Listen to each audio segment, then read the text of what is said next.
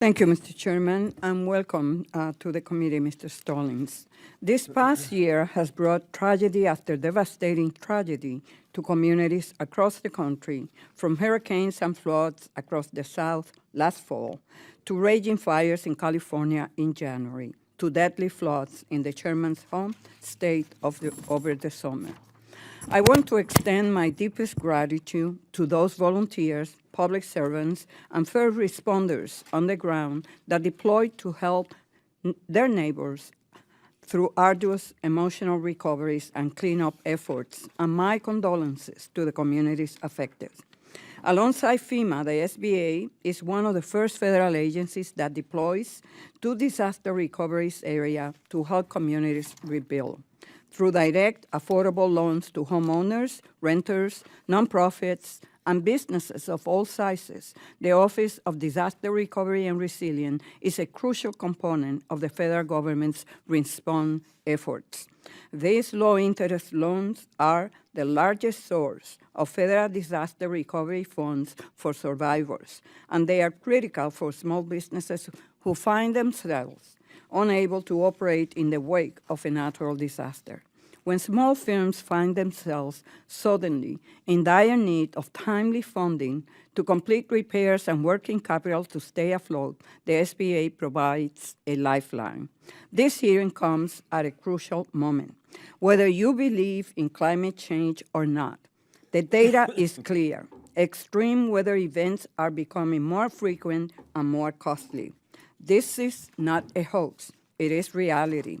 And while the continental U.S. avoided any major hurricane landfalls this year, we may not be so lucky in the future.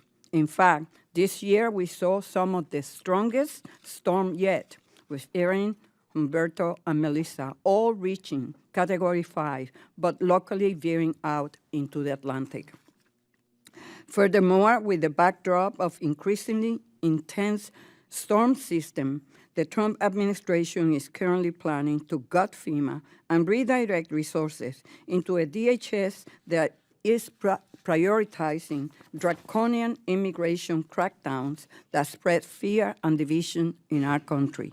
Let's be clear, if FEMA disaster response is cut significantly, it will put even more strain on the SBA disaster lending program in cleanup efforts. Finally, this comes a year after year we saw severe back-to-back hurricanes push the disaster loan program past its limit, delaying recovery funds for communities across the South. I think I speak for everyone here today when I say we never want to see this happen again. That is why today's hearing is so important. We must continue our oversight of this program and ensure that the policies and procedures in place prevent future lapses from happening. Mr. Stallings, I look forward to hearing from you about how the SBA has prepared to meet its disaster assistance mission for the next year, likely while managing multiple major disaster recovery efforts at once. I hope to work together to ensure the SBA is able to maintain its loan processing timeframes and continue funding new disaster loans to help communities affected by disaster quickly back on their feet.